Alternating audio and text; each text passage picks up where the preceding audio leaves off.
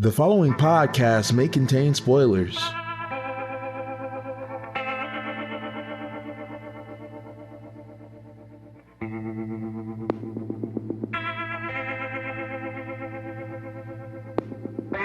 Hello, dear listeners. Honestly, the episode of Treading the Path of Heaven I have been most excited about thus far. Today, we are doing a new Treading the Path of Heaven, our first in the Enlightenment series, where we'll be doing a series of interviews with creators, translators, people that are important to the industry that lets us read these novels. And I am super, super honored to have the first interview that we are doing this on this show be with Deathblade, one of my personal editing or translating heroes. Deathblade? Hi, yeah, I'm very honored. I'm really excited to be here today. It's going to be me and Richard recording this with Deathblade today. Hi. Honestly, I'm just excited to jump in here, so I'm going to start this off with, I think, probably the most boring question in an interview. What started your interest in translating? Well, actually, it started as an attempt to improve my Chinese because at the time I felt like my reading ability was really lacking. And at that time I was teaching English, and I would always tell students and the parents of the students, since the students were mostly younger, I would say that in order to improve your English, it's important to read a lot if possible. And then I was thinking to myself, wait a second, I never read Chinese. So like, why am I giving that advice and then not doing it myself? And then I was thinking, well, how can I get myself to read more? And one of the main reasons that I started studying Chinese to begin with was wuxia novels. So I thought, why don't I try to... At first, I just decided, why don't I read a wuxia novel and see if I could do it? And I picked the absolute shortest novel I could find, and that was 7 Killers by Gulong. And as I was reading it, I realized, this is actually, I could translate this. It's not that hard. And so I decided to translate, to force myself to read it. And that's how it started, actually. And from then I translated another book after that, and then another book after that. And then I ended up with I Shall Seal the Heavens, which was the first real major project that led me into doing it full time. Yeah, that was actually a perfect segue into my next question, which was going to be what caused you to pick I Shall Seal the Heavens specifically? Well, that's a funny question. Kind of complicated story. Well, it's not too complicated. Basically, back in the day when I first started, it was kind of toward the end of the wuxia craze. So sometime in the early 2000s, Crouching Tiger, Hidden Dragon came out in theaters in the United States, and it was really popular and sparked a huge interest in wuxia novels, including me. I was a novel reader, a translation reader at that time. And I went onto this website called SPCnet, where a lot of people were posting fan translations of those novels, and that really got me hooked into that genre.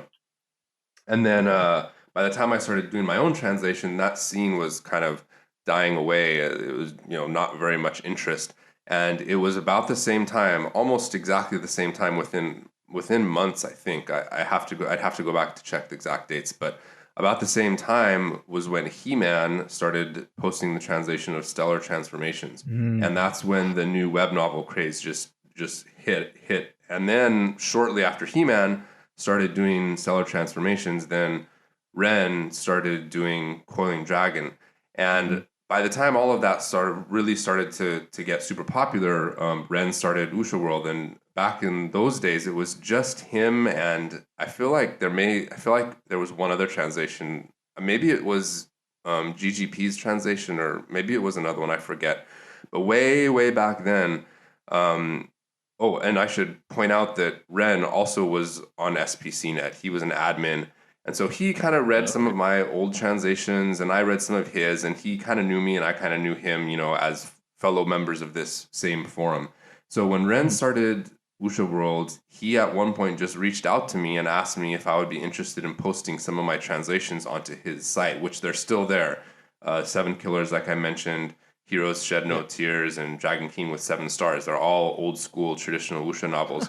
And he just asked if he could put them on his website because he said he was interested in getting more interest in wuxia, and he said he was, getting a lot of traffic, and so he wanted to have more content.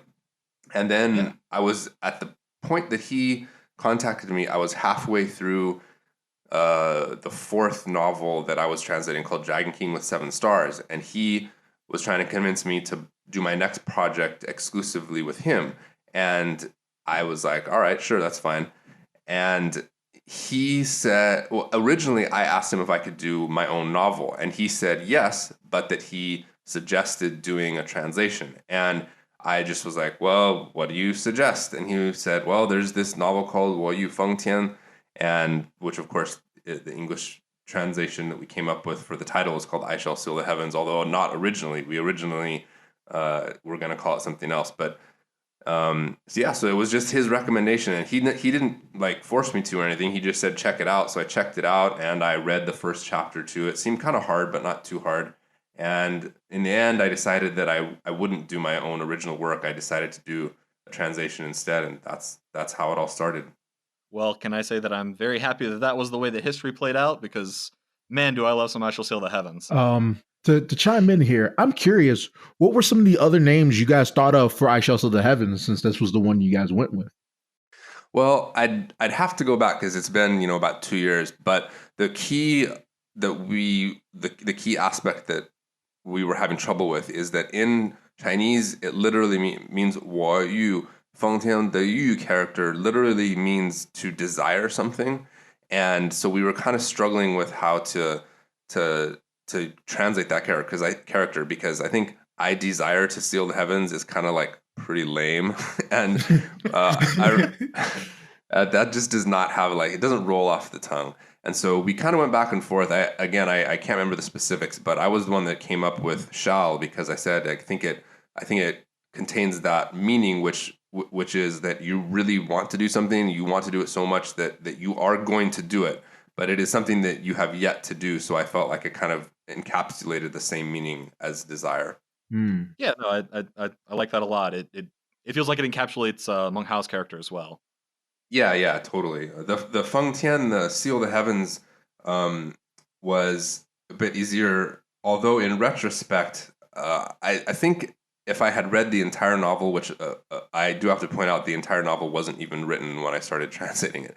But if I had been able to read the entire novel, or if I'd been able to talk to the author before translating it, I don't know, I might have come up with something else, because as you guys know that.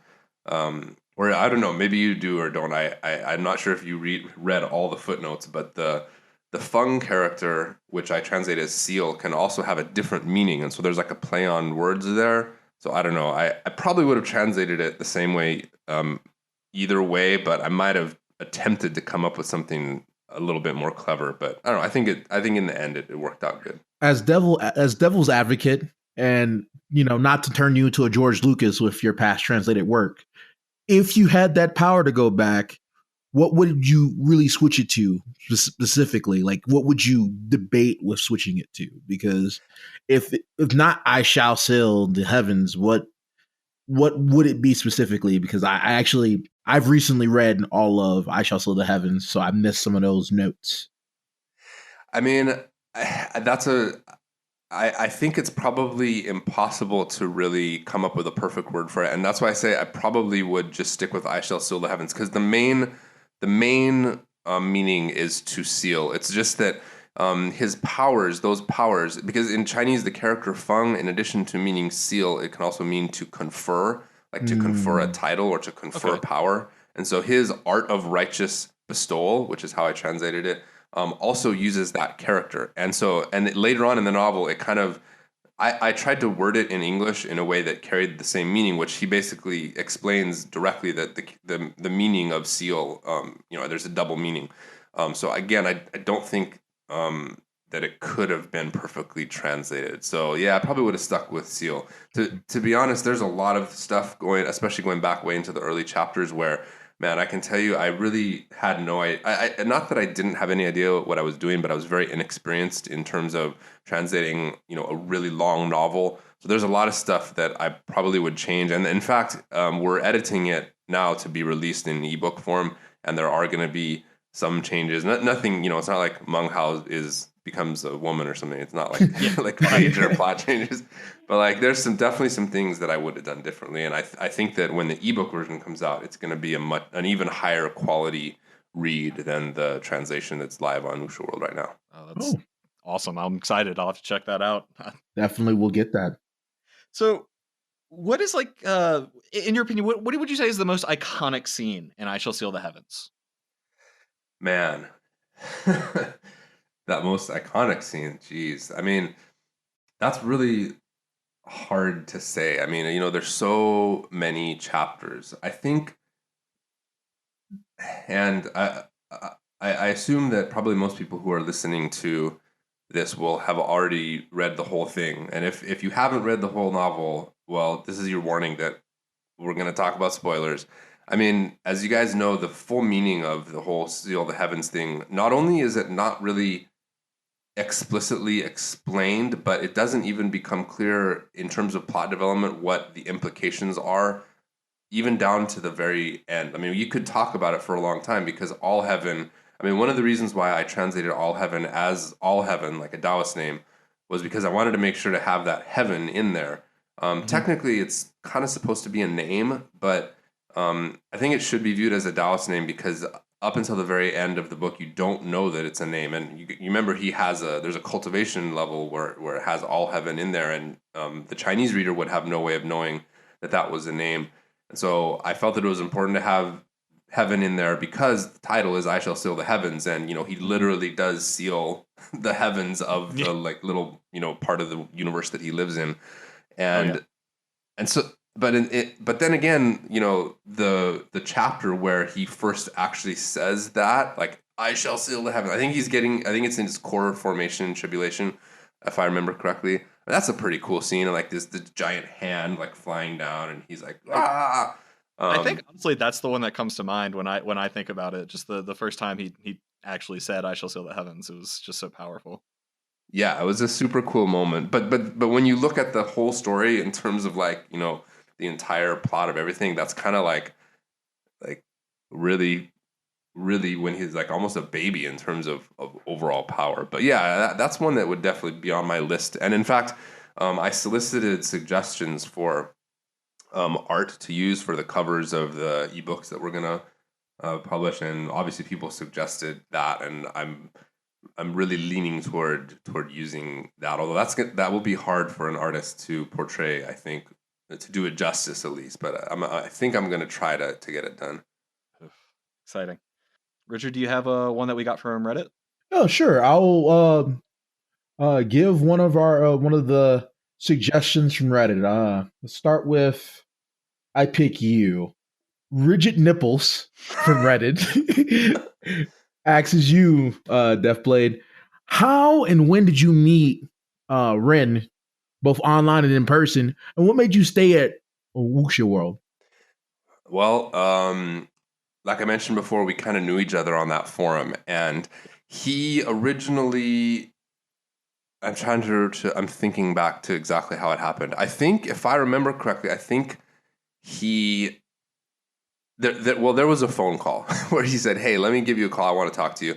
And I think it was after I had already begun to post my final translation, Dragon King with 7 stars, on Wuxia World. I think it was after that. I'm pretty sure. I can't remember exactly, but there was the phone call we had, and the funny thing was, I don't know why. Like, I hope he doesn't listen to this. He'll probably like castigate me later. But like, I like had this because his forum picture is a picture of the character, because his name comes from a character in a famous Wuxia novel, and he had his avatar as that character. He still does. Yeah. But the version from back then was, if I remember correctly, from an even older, like 80s version of that, an 80s TV show version of that character or something, and it looked like an old Chinese guy. So I sort of envisioned him as this like kind of old Chinese guy with the Chinese accent and stuff like that. I think everyone did for a while until he posted a picture. Yeah. And if you guys have seen the videos with him talking, I mean, you would never know that he's not, American. I mean, he basically grew up in America, even though he's ethnically Chinese and he was born in China.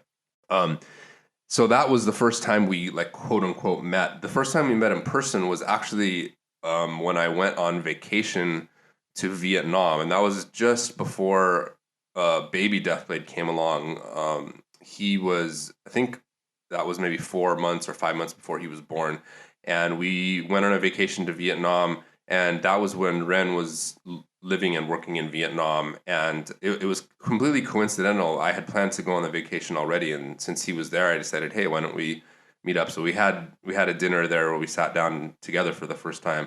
And then to follow up with the end part of the question, why I chose to stay with Wuxia World, I mean, I'm not sure what exactly that's referring to, but like, I don't know where I would go if I wasn't at Wuxia World.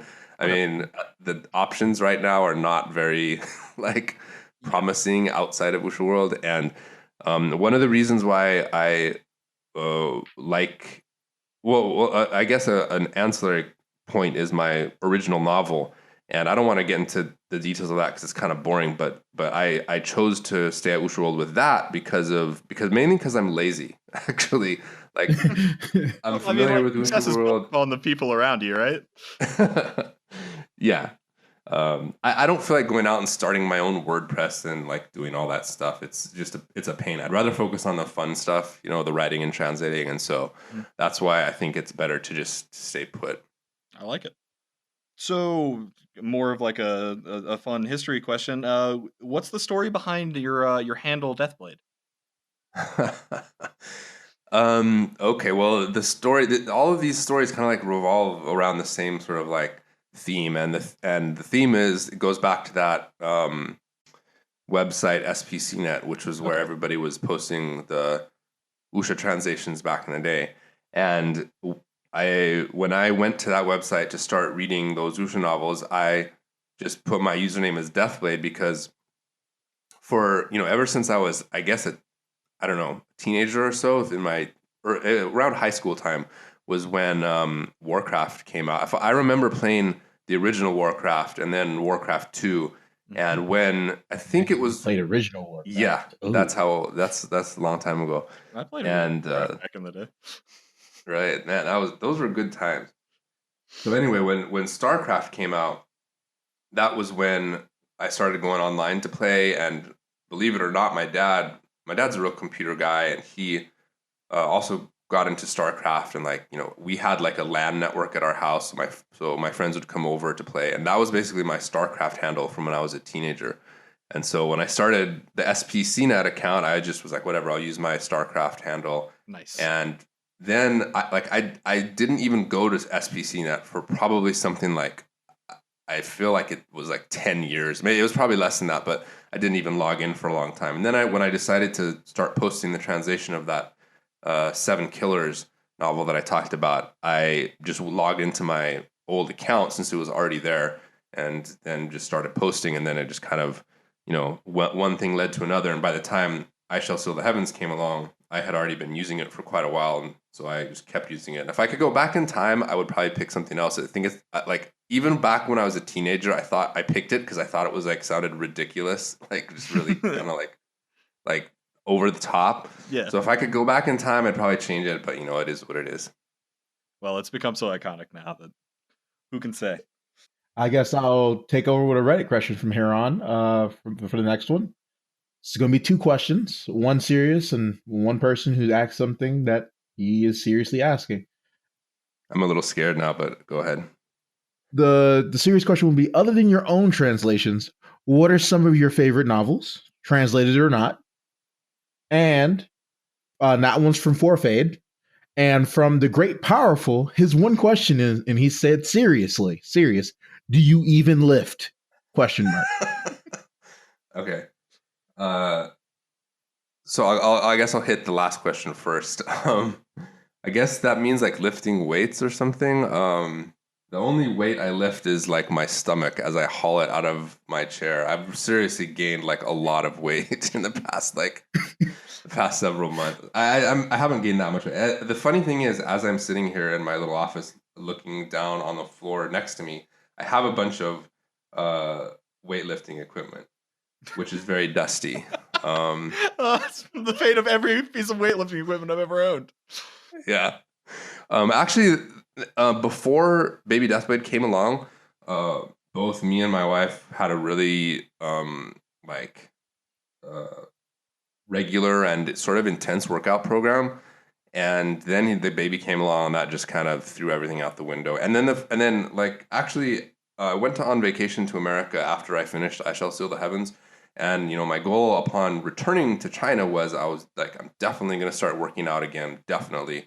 And then, and I know this sounds like an excuse, but seriously, like one thing after another happened. Like I threw my back out, and then like I hurt my side, and then like just Oh yeah, I no. know it sounds like an excuse, but I'm actually like really getting sort of like recovered completely, and I'm definitely gonna start again because I gotta shed some of these pounds. Okay, then the recommendations. I don't want to go into to like I could talk about it for a long time, I guess, but basically for the translations, I after I started translating I Shall Seal the Heavens, I had a baby and all this stuff. I have been so busy that I really haven't had a chance to read much. So as far as the current translations that are popular, most of them I haven't read other than to kind of check them out. In terms of um, older translations, I'm a big fan of the real classic wuxia novels. I'm not talking about web novels. I mean the old school Jin Yong, who also is called Louis Cha, and then Gulong and stories like that. My favorite ones, there's a trilogy by Jin Yong or Louis Cha. That trilogy is called it goes by various names. It's usually called the Condor Heroes trilogy, and you can find that translation online. The three books are called Legend of the Condor Heroes, Return of the Condor Heroes, and Heavenly Sword and Dragon Saber. That whole series is really good. My favorite one is the second book, which is Return of the Condor Heroes, and that's like one of the most popular wuxia books of all time. And incidentally, there's a professional translation of that entire trilogy coming very soon. The first book is going to be released early next year. That's the Legend of the Condor Heroes, and it's being translated by someone whose name I forgot because it's not one of the popular translators online. So that's pretty exciting. In addition to the Condor Heroes trilogy, there's a book called Sentimental Swordsman Ruthless Sword by Gulong, and that's one of my other favorites. In terms of the non-Chinese novels, I'm a fan of the fantasy novels that everybody knows. Like Wheel of Time, I'm a big fan of, and obviously Lord of the Rings. And I was a really very prolific reader when I was in high school. I didn't do homework and I didn't pay attention in class. I just read. So I read Yeah. like 50 to 100 books a year. So I've read a lot. I've read the Xanth series, and I've Yes, read that is one of my favorite yeah, series. yeah. If any readers out there have not read that, you really need to go find it. I mean, that is some good stuff. It's classic. I mean, Um, at least like the first like 10 or so. yeah. I think I read the first 20 maybe. They were at my school library, my high school library. Which, if you know some of the content of that, is not really appropriate. I think for Absolutely like, not. I don't think any of the librarians read it. They were just like, "Hey, this is popular. Let's put it on the shelf." There's one other series that I definitely have to recommend. It's not as well known. I would put it in my top 3 series of all time, and that's the Barsoom series by Edgar Rice Burroughs. It's also called the John Carter of Mars series. There was a really poorly made movie that came out a few years ago based Yeah, on it. they butchered that. I've actually read some Yeah, of Barsoom. that's old school pulp fiction, and it was really influential to me as a kid. I read the whole series a couple times. It's pretty short, and you can actually get a lot of the book. Some of the books are in public domain, and you can find them at the Gutenberg Project, I believe. The first 3 are available for free. So just search for your Barsoom, Barsoom, or John Carter of Mars, and those are pretty cool too. All right. Man, I haven't heard John Carter of Mars in forever. Like that is an interesting story where you just see like a regular dude from America going super ham. Yeah, I mean that book is. I mean, it was originally published in 1914, so it's over 100 years old now, and it's just cool. It's just fun adventure. There's aliens, there's swords, and like shit flying ships and long rifles, and just it's really really just cool fun stuff. All right. All right, I'm gonna jump back into the I Shall Seal the Heavens side of things. Who was your favorite character in I Shall Seal the Heavens, and why is it Lord Fifth? uh,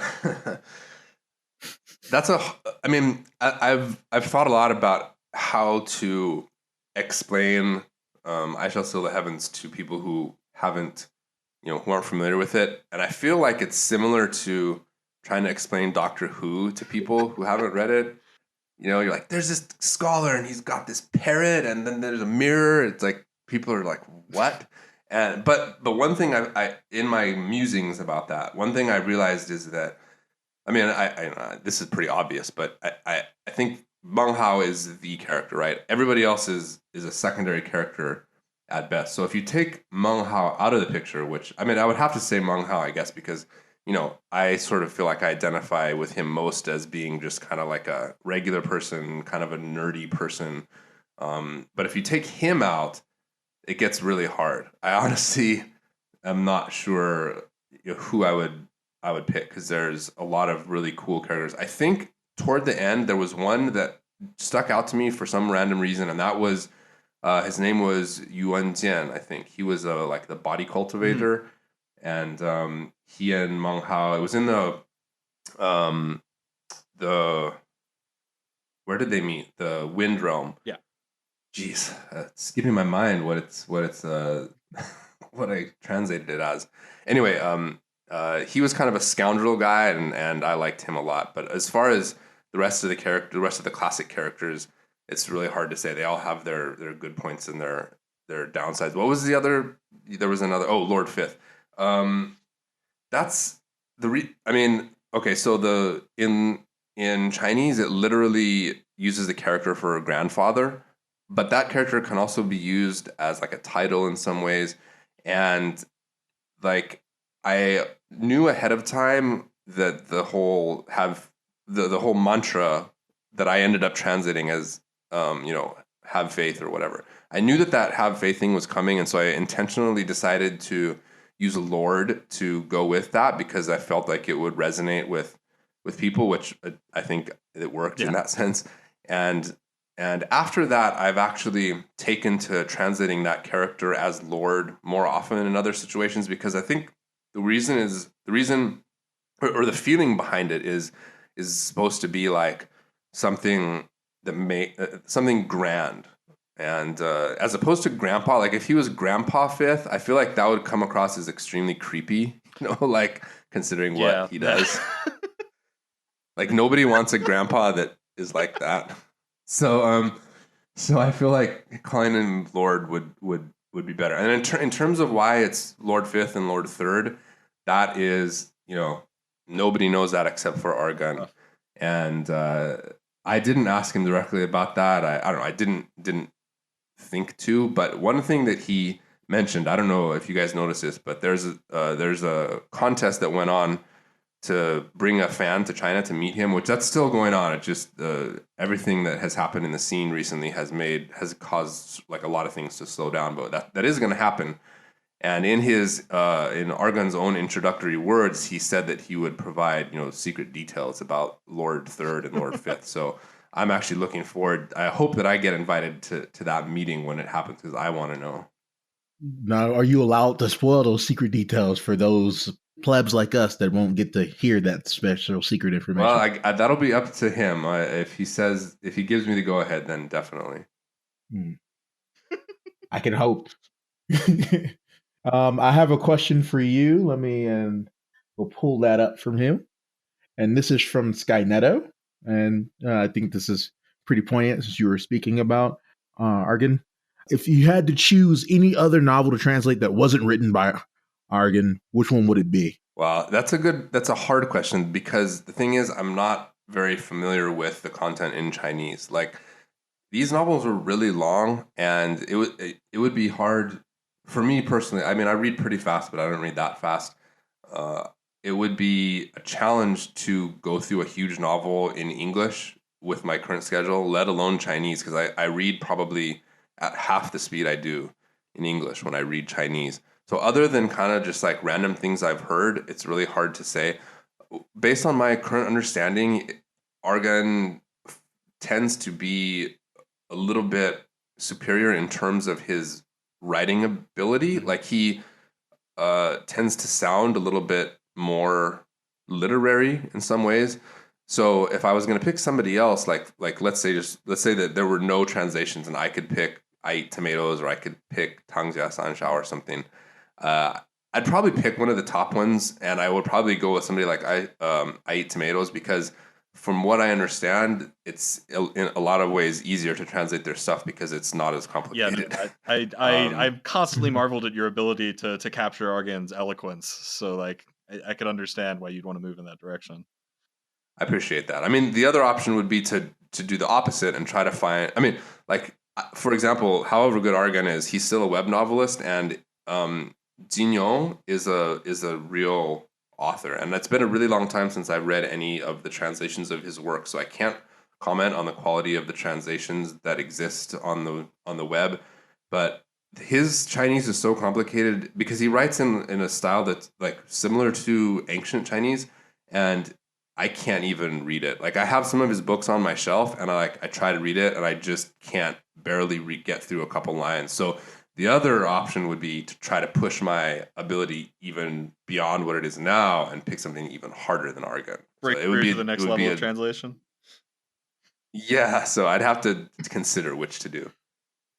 To chime in with a quick follow-up question there, because of the difficulty of Chinese and translating it over to English, I'm both marveled how you're able to convey in your writing, in your translations, the humor and I Shall to the Heavens and Now Will Eternal, when things don't directly translate and stuff of that nature. Like, how are you like getting the general gist of a comedic situation and then writing it in your own words to put out, or are they able to easily translate over and still be funny? It's a mix of the two. I mean, there's kind of two types of humor in my opinion, at least in terms of the translation. One is the situational humor, which is, like a funny situation, and that, I don't think really needs to be finessed very much. It's like when somebody falls down the stairs, like that's funny to anybody in any culture. Okay, as long as they don't get hurt. Sorry, it's funny just based on what's happening. And then there's the things that have to do with language, and especially the dialogue. Like when the characters say funny things, I feel like, I mean, again, I don't really know. It's hard for me to judge how my own translation is. So I appreciate you saying that it's funny, and I really try to make that happen because, and I talked about this with Argun, actually, this kind of general concept.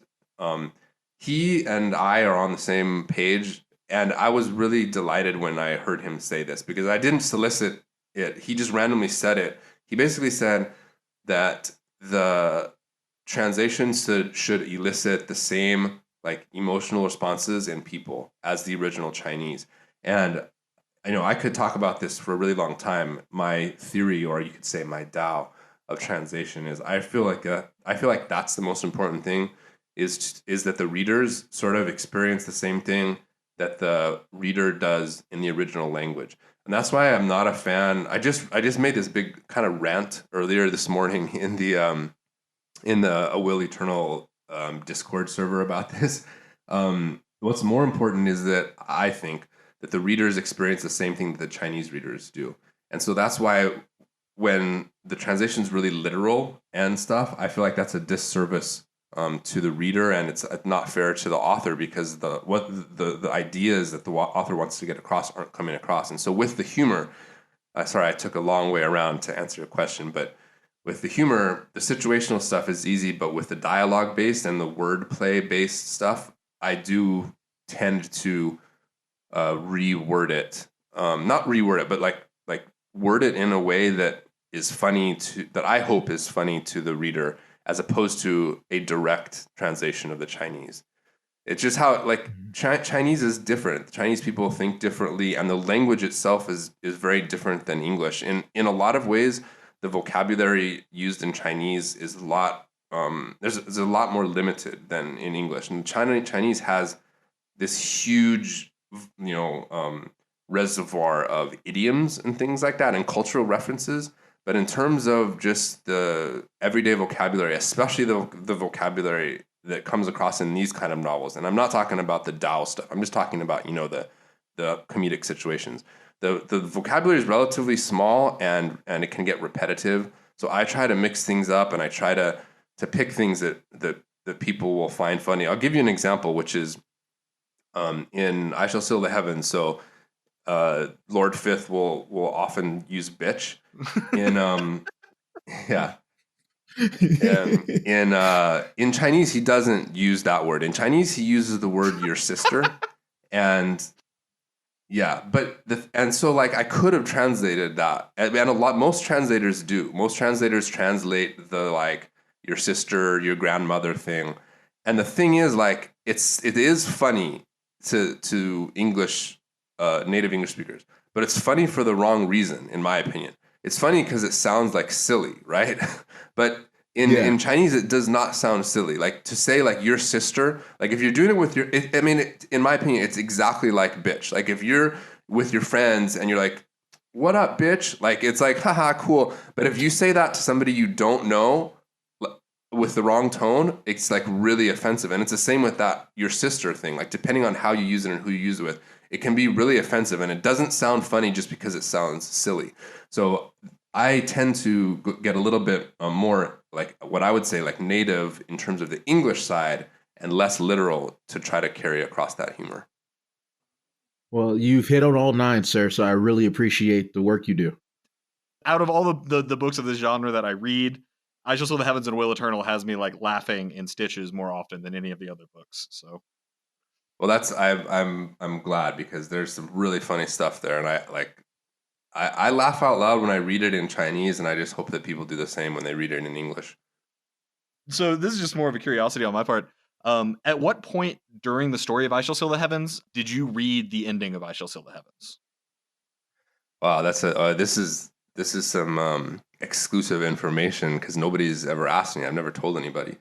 So when I started, when I very first started the translation, I started doing it as I was reading it, and I very quickly realized that was not good, and so I started reading ahead, and that was way back in the beginning. I was only doing something like 5 or 7 chapters a week. I think I started with 5. And I was able to get quickly maybe like 100 chapters ahead. But then, I started increasing the chapter count, and then, had a baby and all that stuff. And it rapidly, devolved. I was always ahead of the translation, and at most of the time throughout the novel, I was about 50 to 100 chapters ahead. But as it got toward the end, like down to the last, like maybe 200 chapters, I was really falling behind to the point where there was I would say it was around the 13 or 1400s, where I woke up one morning and I was like, wow, I haven't read the chapter I'm supposed to translate today. That was like a very dark day for me. And oh man, it was pretty bad. So starting around then, I changed my mentality and my daily schedule. And what I did was I started reading however many chapters I translated that day. Well, it started out because I hadn't read ahead at all. So I had to translate, like, let's say 3 chapters. So I read those 3 chapters before I started translating. And then, then I got to work. And then I kept doing that every single day. And then what I would do is I would add, like, let's say I translated 3 chapters, I would read 4. And then on the weekends, I would try to read a couple chapters. And so I built up ahead slowly. And so to answer your question, I actually read the final chapter when I was on the plane to go meet Argun in person, which was only a few weeks before I finished the novel. Now, and let me just clarify that. Like, I had gone ahead to like scan the chapter, like, and I knew the ending based on reading the summaries in Chinese and stuff. But the first time I actually read it was that time, only a few weeks before the end. And that's that's amazing. But to chime in on that ending, how did you feel when you read that last chapter? Was it like a feeling of euphoria, or was it like or how about when you published that finished translating the last chapter? How did you feel?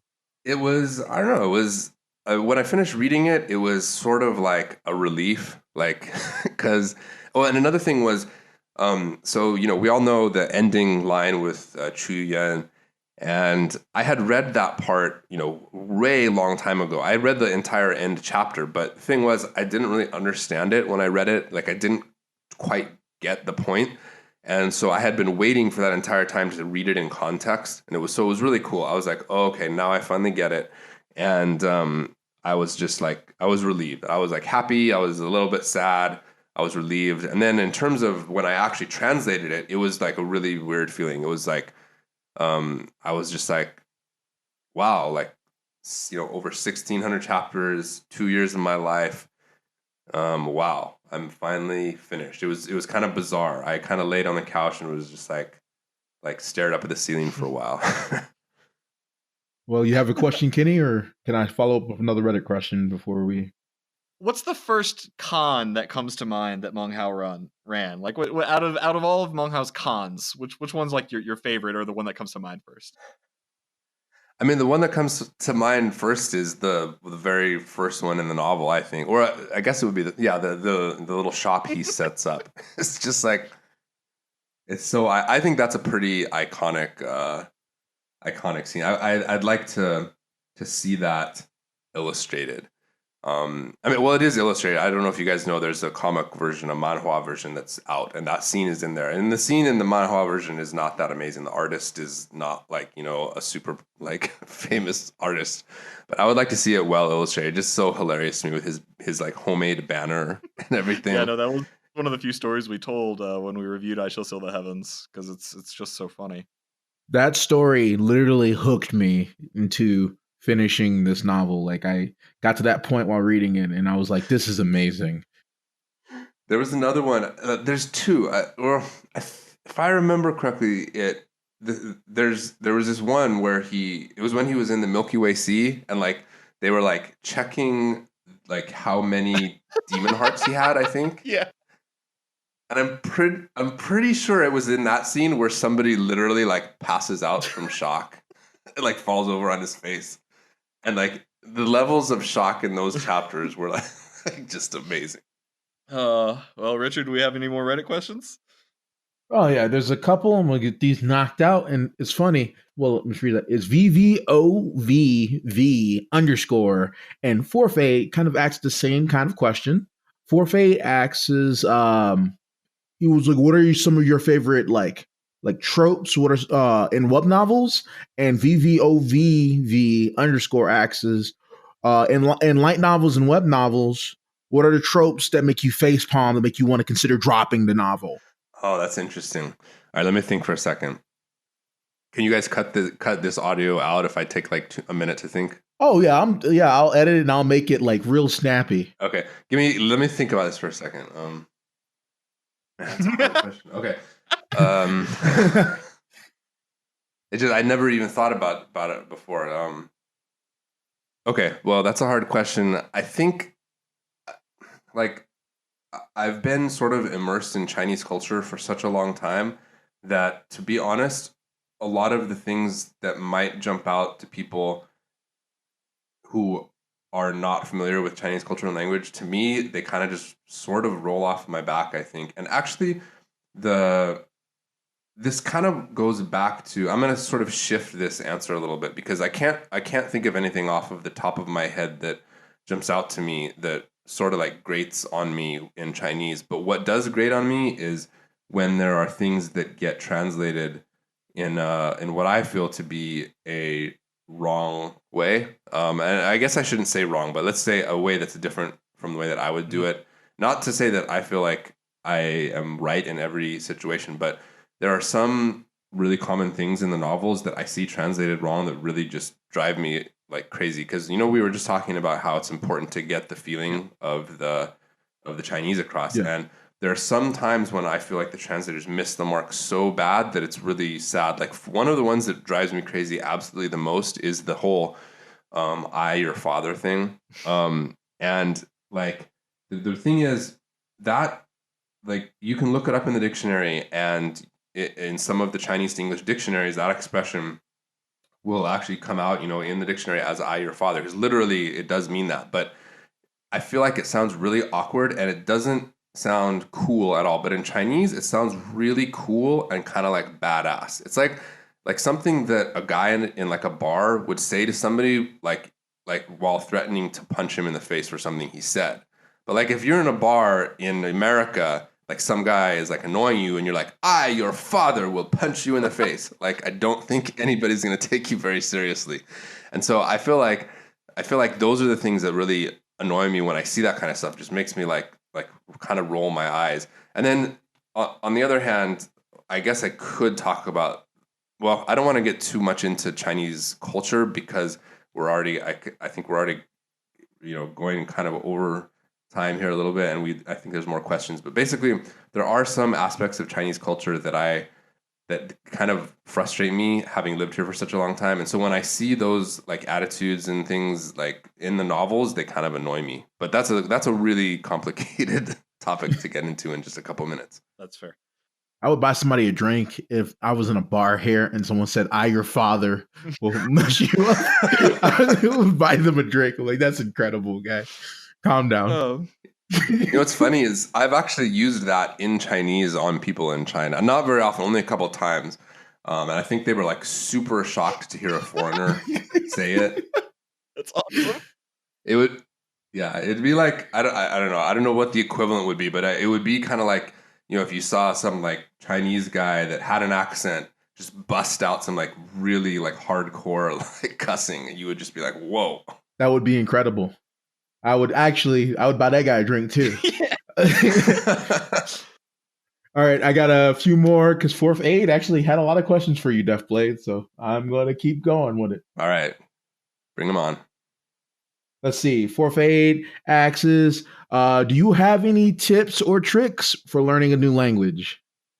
Yeah, I mean, I have an FAQ on Wuxia World about learning Chinese, so check that out. But if I was going to distill it down into a couple words, I would say that the two most important things are maintaining a schedule and putting in hard work. I know it sounds silly, but it requires a lot of work, and you really need to do it every day, especially with Chinese. I think other languages that are more similar to English, like Spanish or French or something, are probably a lot easier in certain ways. Chinese is definitely not a very easy language, especially if you bring reading into the picture. So you gotta have a schedule. You have to find the methods that work for you. So I used a lot of different methods over the years, and my suggestion is don't just go onto some website, including my own. Don't just go and like read an article that says this is the best way to learn a language, and then just do that, and then it doesn't work for you, so you give up. If something doesn't work, then try another method. There's a lot of different methods that you can use to learn language. So mix through them, find the ones that work for you, and then continue to do them a lot and spend a lot of time at it. Awesome. Wow, that's a lot of good information. And I have one more question from Forfeit. And he goes, are there any particular parts of I Shall Seal the Heavens or Will Eternal you're extra proud of how you ended up translating them? Perhaps something that ended up being a mess when directly translated that had to be reworded and reformatted to better fit the English language? Well, I feel like the chapter with the death of Ke Yunhai is I'm pretty proud of that. I feel like the reaction from the audience was pretty powerful, and I spent a lot of time on that, and I also had it TLC'd. I had the translation checked by Ren. I normally don't have him. In fact, that's the only part of the entire story that I remember where I actually asked him to check the entire, not just one chapter, but all 3 chapters. I wanted to make sure I got everything right. And I didn't really have to reword it necessarily, not significantly, but I really feel like I captured the essence of what he was trying to get the audience to feel. And in terms of other passages, I think a lot of those dramatic sort of like tearjerker chapters, I tend to spend more time on them. And then the other kinds of chapters, and there's a few of them throughout both stories. And there's one chapter coming up in A Will Eternal that I've already translated, but I haven't released yet, that falls into this category where there's like reuniting with friends and they're reminiscing and like like bittersweet, I guess is the right word. Those are the ones that I'm really most proud of, I think. That's fair. Well, me personally, I am out of questions for you. Do we have anything else from Reddit, Richard? I think we've covered basically everything on Reddit. There's a few like repeat questions, but I believe we covered everything. And I want to thank you, Deathblade, for coming on the show. I really appreciate you taking a chance on our tiny little show we have here. Well, it's my pleasure. I'm glad you guys are doing this. I hope that more people can learn more about our little Chinese web novel translation community through your guys' hard work. But I think it works a lot more on you guys' hard work than ours. So thank you for that. Is there anything you'd like to plug, Deathblade? Oh, just my latest translation of Will Eternal is I for those of you who aren't following it, it's definitely a comedy. It has the feels and it has action, but it is definitely a comedy. And I think that Argon upped his game in the terms of the writing in a lot of different ways. I feel like he's taking a lot. I feel like he's taking his time with this novel more than any of the other novels. And I have a theory about that, which is, and not very many people know this, but his contract with TDN ends relatively soonish. And I think, I could be totally wrong on this, but I think he might be trying to milk this story to the very end of his contract because he doesn't own all the rights to it. He owns most of the rights, but he doesn't own all of the IP rights to any of his stories. None of the authors do. And that's one of the reasons why a lot of the big name authors are leaving TDN. And I think that he might be trying to make A Will Eternal his last TDN novel so that he doesn't have to give up any more IP rights to further stories. So if he does do that, then I think he'll probably try to continue the story to around at least chapter 2000 or more. And so because of that, I feel like he's really taking his time. I think that the story doesn't really pick up until a few hundred chapters in. Even though I think the first few hundred chapters are great, they're like hilarious and stuff. But you don't really start getting into the whole like secret plot element, that are in his novels. You don't get into that until you're into the few hundred chapters. So if you haven't picked it up yet, now's a good time to do a binge read and then follow along as we get into the meat of the story. Like it's like I Shall Sail the Heavens if like 3 out of every 10 of Meng Hao's plans went horribly awry. Yeah, it's man, I laugh when I read it, I laugh when I translate it, and I laugh when I edit it. It's a lot of fun. And incidentally, he specifically said to me and to Ren when we went to meet him that he wants this just to be a fun and relaxing novel. So the seriousness in his novels, the first one, Renegade Immortal, I haven't read it, but I haven't read very much of it, but based on everything I've ever heard, it's like kind of makes you want to commit suicide when you read it, but like in a good way. And then it like, the next one is a little different, and then I Shall Sail the Heavens has its own elements of tragedy and stuff, but I think he really wants this one to just be a lot more fun. And so I think over the course of the next couple of years that it's going to take to translate it, I think we're all going to be in for a roller coaster, but mostly a fun roller coaster. I'm super excited. It's been an incredible ride thus far, and very, very excited to both read and eventually cover it on this show. Well, I'd love to come back. We look forward to having you back. I can reveal all the secrets of A Will Eternal. Hey. All right. Well, we'll be in touch then. But other than that, yeah, like Richard was saying, thank you so much for coming on our show.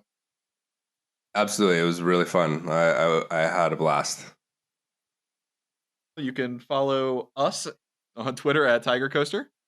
And you can follow Deathblade on Twitter at Deathblade. I Shall Sail the Heavens, ISSTH. All right, Deathblade, I do have one final question for you. If you were to pick the next translator for us to interview, who would you recommend? Okay, guys, give me a minute to think about this. 1 second. I kind of want to make a joke about good guy person, but I'm not gonna. All right, hold on a second. Holy crap, that just blew my mind just now. I didn't realize UGP was good by first. Oh no. Yeah, I think he needs to change his moniker to something else. Yeah. Okay. That's a really hard question. I would say Ren, but he's like so busy, and I think I have emails that I sent him like weeks ago that he still hasn't responded to. So don't get cut in front of me in line on that one. Actually, I would reach out to Et Voler because she works really hard on her own website and on Wuxia World. She's one of the most well-known female translators, and I think she's really knowledgeable about the industry, especially probably even way more than I am because of all the deals she does with the Chinese web novel sites and things like that. So that might be a good one. Yeah, no, we'll put out feelers and see if we can get her to agree to come on the show. Thank you for your suggestion. But other than that, yeah, everybody go check out I Shall Seal the Heavens, A Will Eternal, and check out the incredible other stuff that Deathblade has put out, including all of the primer videos that he does, the videos that taught me how to pronounce things in Chinese novels, and all sorts of other fun things. I know tonight I'm going to go and read Seven Killers because I didn't hear about that till just now, and I see it's completed in very little chapters. Yeah, so it's really short, and it's cool. It's like a mystery sort of like thriller sort of story. You can read it in probably an hour or two. It's a fun read.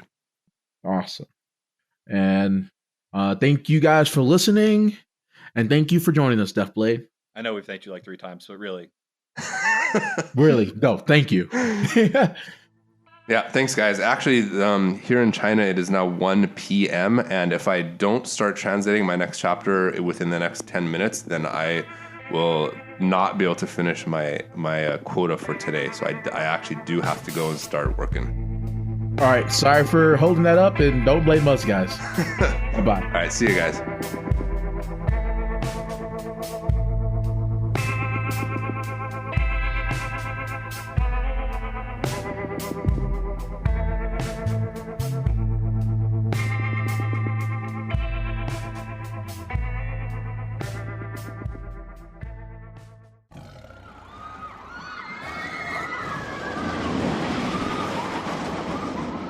Tiger Roller Coaster Productions.